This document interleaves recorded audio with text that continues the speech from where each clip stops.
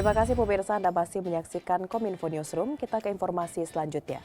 Pemirsa, peralihan siaran TV digital akan segera dilaksanakan. Sesuai dengan target pemerintah bahwa analog switch off akan dilaksanakan pada 2 November 2022. Dan berikut informasinya.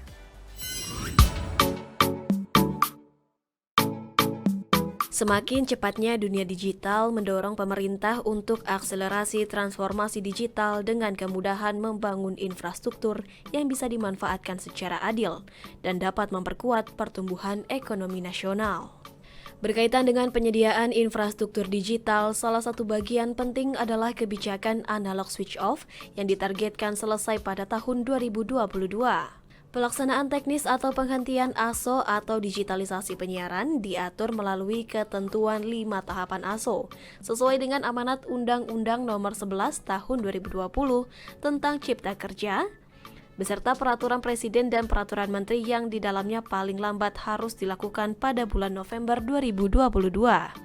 Adapun tahapan ASO yaitu dimulai 30 April 2022 dan tahap kedua pada 25 Agustus 2022 dan tahap ketiga atau batas terakhir pada tanggal 2 November 2022.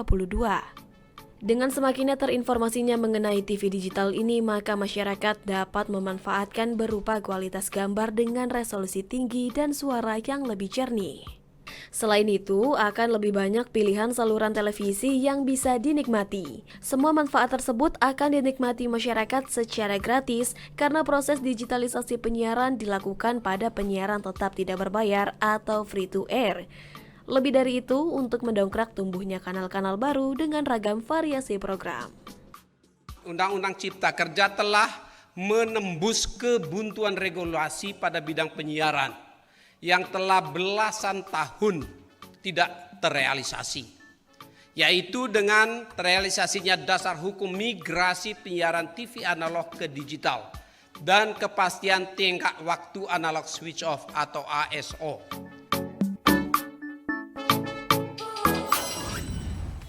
Pemirsa, untuk mengetahui lebih lanjut terkait dengan migrasi TV digital, saat ini saya akan mengajak Anda untuk bergabung dan berbincang dengan Bapak Geriantika selaku Direktur Penyiaran Ditjen PPI Kominfo Republik Indonesia. Kita akan sapa dulu Pak Geri. Apa kabar Mbak? Sehat ya Mbak? Sehat Pak Geri. Pak Geri, ini sebelum kita beralih membahas seperti apa tahapan-tahapan yang telah dilakukan oleh pemerintah terkait dengan peralihan ke siaran TV digital, untuk di tahap awal ini kita ingin mengetahui dulu Pak, masyarakat masih ada yang belum tahu nih sebenarnya perubahan ke siaran digital itu seperti apa dan apa manfaat yang diperoleh oleh masyarakat ini Pak? Jadi masyarakat jangan khawatir dengan adanya migrasi dari TV analog ke digital, harus ganti TV atau ganti antena. Sejak 62 tahun yang lalu, siaran analog ini dapat ditangkap oleh masyarakat, itu antena dan TV-nya masih tetap yang itu. Perubahan hanya di sisi teknologinya, bukan di perangkatnya, jadi di penyiarannya. Jadi sistemnya analog ke sistemnya digital. Di sistem analog itu satu frekuensi atau satu transmitter hanya digunakan untuk stasiun TV. Sedangkan digital itu satu stasiun transmitter bisa sampai 13 stasiun TV. Jadi manfaatnya buat masyarakat yang sekarang mendapatkan gambar yang semutan atau kalau ada hujan harus dirubah antenanya, dengan siaran TV digital ini akan mendapatkan bersih gambarnya, jernih suaranya, dan canggih teknologinya itu benar-benar akan didapat. Semakin jauh dari transmitter untuk siaran analog itu semakin jelek, sedangkan di siaran TV digital selama ada sinyalnya, dimanapun masyarakat itu akan mendapatkan gambar yang luar biasa. Kemudian kelebihannya, kalau di siaran TV digital, masyarakat akan mendapatkan salah satunya parental lock, yaitu ini adalah ramah anak. Jadi orang tua bisa melok program siaran yang tidak sesuai dengan anak-anak. Yang kedua, ada guidance. Jadi jadwal TV selama seminggu itu bisa dilihat di semua TV. Ya, kelebihan berikutnya adalah audionya. Kalau audionya Dolby, kita juga akan mendapatkan audio yang luar biasa di rumah masing-masing. Kemudian setiap TV nanti akan mendapatkan nomor identitasnya tersendiri, dan yang paling luar biasa ada early warning systemnya, itu peringatan kebencanaan. Pada saat nanti semua sudah selesai ASO-nya, kita akan mendapatkan peringatan kebencanaan kalau ada bencana dimanapun berada. Jadi radius misalkan 1 kilometer dari tempat kita, itu akan memberikan peringatan di TV, di HP, di radio, ini akan terhubung dan menyampaikan peringatan ada masyarakat untuk hati-hati. Jadi luar biasa ini kelebihan dari siaran TV digital ini, Mbak Mona. Bersih gambarnya, jernih suaranya, dan canggih teknologinya, begitu Pak Geri ya. Lalu untuk Iya, masyarakat betul. apa saja yang harus mereka persiapkan agar dapat menikmati siaran TV digital ini Pak? Jadi masyarakat tadi saya sudah sampaikan tidak perlu ganti antena, tidak perlu ganti TV. Kalau masyarakat masih menggunakan TV yang tabung atau TV flat yang belum support siaran TV digital, jangan khawatir. Tinggal ditambahkan set-top box. Set-top box ini alat untuk menyalurkan siaran digital di TV analog. Alatnya sederhana dan mudah. Bisa didapat di mana-mana. Kalau sekarang kan lebih mudah karena ada jualan online di seluruh Indonesia. Itu akan mendapatkan dengan mudah membeli set-top box. Harganya bervariasi antara 195.000 sampai 350.000. Jadi saran saya masyarakat beli set-top box yang sudah tersertifikasi, karena ada 17 sampai saat ini 17 tipe set-top box yang sudah tersertifikasi. Kalau sudah tersertifikasi berarti ada jaminan dari pabrikan. Mbak Mona. Ya, berarti sudah ada sebanyak 17 jenis set-top box ya Pak yang sudah ada, kita bisa lihat di website Kominfo, begitu Pak Geri ya? Iya betul Mbak Mona. Baik, selanjutnya kita akan beralih pada pembahasan mengenai tahapan 1 ini Pak, analog switch off yang akan dimulai pada tanggal 30 April 2022 nanti. Ini persiapannya sejauh ini seperti apa Pak Geri? Jadi tahapan ASO itu dibagi menjadi 3 tahap. Yang tahap pertama 30 April 2022, tahap kedua 25 Agustus 2022, dan tahap terakhir 2 November 2022.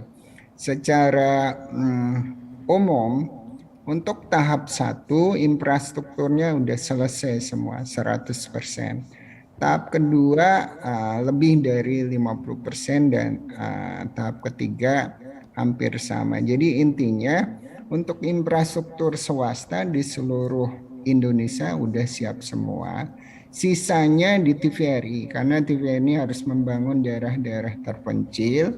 Itu infrastrukturnya insya Allah tahap kedua dan ketiga itu akan selesai, karena dari komitmen semua swasta dan TVRI 2 bulan sebelum tahapan ASO itu infrastrukturnya sudah tersedia. Yang kedua, kita harus memindahkan TV-TV analog yang ada sekarang. Jumlahnya ada sekitar 697. 697 ini harus dipindahkan ke infrastruktur MOOC-nya, infrastruktur digitalnya. Sekarang masih dalam tahap mereka proses migrasi dari analog ke digital. Nah, masyarakat sudah mendapatkan siaran di seluruh Indonesia di 34 provinsi. Sekarang siarannya masih simulkas itu, siaran analog dan digital bisa didapatkan bersamaan. Sehingga masyarakat bisa membedakan antara siaran analog dan digital. Kalau masyarakat yang sudah mendapatkan siaran digital, saya yakin mereka sudah pasti cinta akan langsung beralih ke siaran TV digital. Jadi kemudian yang ketiga adalah masalah kesiapan masyarakat dari sisi penerimaannya. Tadi udah saya sampaikan, kalau TV-nya masih analog, cukup ditambahkan set-top box. Sedangkan kalau TV-nya sudah digital, itu tinggal di-searching ulang dapat siaran TV digital yang program siarannya lebih banyak dari siaran TV analog. Yang terakhir adalah sosialisasi. Jadi sosialisasi ini sangat dibutuhkan oleh masyarakat karena ada beberapa masyarakat yang belum mengerti tentang siaran TV digital. Nah, sosialisasi ini dilakukan melalui TV, kemudian multi platform dan medsos, webinar segala macam. Bahkan pertunjukan rakyat di beberapa tempat provinsi itu sudah dilaksanakan. Tujuannya adalah di samping masyarakat melihat pertunjukan rakyat yang disukainya, di situ diselipkanlah sosialisasi TV digital. Jadi intinya tidak ada masalah Mbak Mona, persiapan infrastruktur dan semuanya kita didukung oleh swasta dan stakeholder lainnya. Berarti sejauh ini upaya yang dilakukan oleh pemerintah salah satunya adalah sosialisasi terus berjalan ya Pak, meskipun di masa pandemi COVID-19 ini. Kalau kita ingin tahu Pak, masyarakat di daerah 3T itu bagaimana penerimaannya terhadap sosialisasi yang dilakukan oleh Kominfo dan juga pemerintah mengenai peralihan ke siaran digital? Sebenarnya beruntung ini untuk masyarakat di daerah 3T karena 3T ini persiapannya sudah dimulai sejak 2019. Nah, untuk masyarakat di daerah 3T malah mereka beruntung sudah mendapatkan siaran TV digital dan sudah ASO sebenarnya karena di daerah 3T itu sebelumnya tidak pernah mendapatkan siaran TV analog. Nah, sosialisasi yang dilakukan adalah melalui TV. Dari hasil survei Kominfo maupun Kompas, masyarakat mendapatkan sosialisasi yang paling efektif adalah melalui TV. Karena yang selama ini mereka nonton TV pasti akan mendapatkan dengan mudah sosialisasi yang didorong melalui TV-TV yang siarannya di analog. Dan isu lain adalah killer content. Nah, killer content ini sangat menarik. Kalau misalkan masyarakat senangnya bola atau olahraga atau berita, kalau itu killer konten ini di siaran TV digital, masyarakat akan mudah beralih ke siaran TV digital. Nah, untuk 3T ini terus terang kendalanya adalah nanti MUX TVRI yang dibangun harus diisi program siaran swasta. Selama ini kami pemerintah dengan swasta sudah mengisi program siaran di 3T ini dari swasta. Mbak Mona. Baik, kalau kita berbicara mengenai peralihan ke siaran digital ini tentunya akan banyak manfaat yang diperoleh oleh masyarakat dan juga pemerintah. Nah, kalau untuk masyarakat tadi sudah dijelaskan oleh Pak Geri apa saja manfaat, itu ada bersih gambarnya, jernih suaranya, dan canggih teknologinya. Kalau dari segi pemerintahnya itu apa manfaat yang akan diperoleh oleh pemerintah mungkin dalam tata kelola penyiaran dan seperti apa itu Pak? Baik, sebenarnya sebelum ke pemerintah, nanti industri penyiaran sendiri akan mendapatkan benefitnya. Kenapa akan mendapatkan benefit? Tadi, satu infrastruktur kalau di analog hanya dirinya sendiri. Sedangkan di digital itu infrastrukturnya sharing, berbagi. Jadi cost-nya nanti sharing. Nah, dari hasil kajian kita untuk infrastruktur ini, cost industri akan turun drastis dan hanya di digital ini yang menggunakan seperempatnya.